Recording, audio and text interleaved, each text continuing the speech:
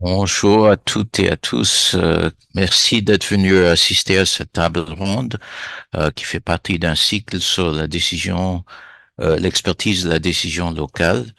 On commencera avec deux questions de logistique. Premièrement, est-ce que vous avez tous fait pour le moment? Est-ce que vous pouvez couper vos micros quand vous parlez pas? Deuxièmement, nous avons mis en route l'enregistrement afin de mieux pouvoir valoriser ce qu'on se dira.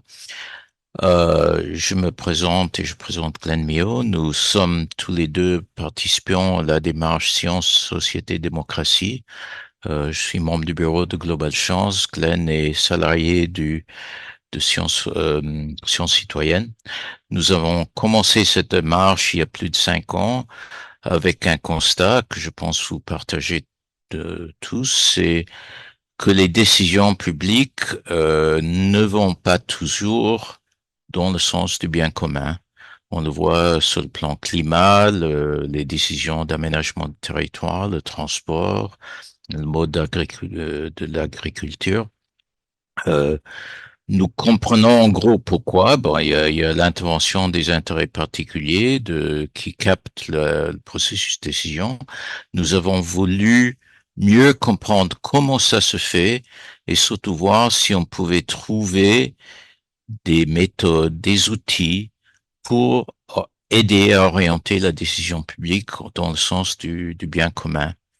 Avec l'aide de la Fondation Charapac, dans le cadre de cette démarche, nous avons décidé de se pencher sur la décision au niveau local, qui a un certain nombre de particularités. Euh, Plus grande granularité, plus difficile de trouver des expertises pertinentes. Ce soir, nous avons un programme en deux parties. Nous allons essayer de comprendre comment construire la décision, ça veut dire quelle coopération possible entre les territoires et le monde de recherche.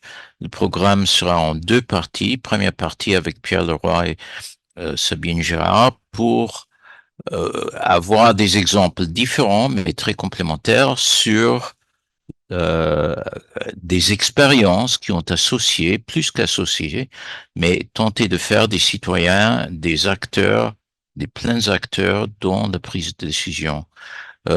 Sabine et Pierre ont travaillé sur deux services publics, eau et énergie.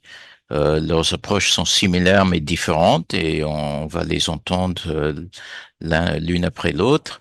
Ensuite, une période de questions et réponses. Ensuite, nous allons entendre Jérôme Santolini qui va parler un peu plus sur le rôle spécifique et la liberté des chercheurs dans un processus de décision locale.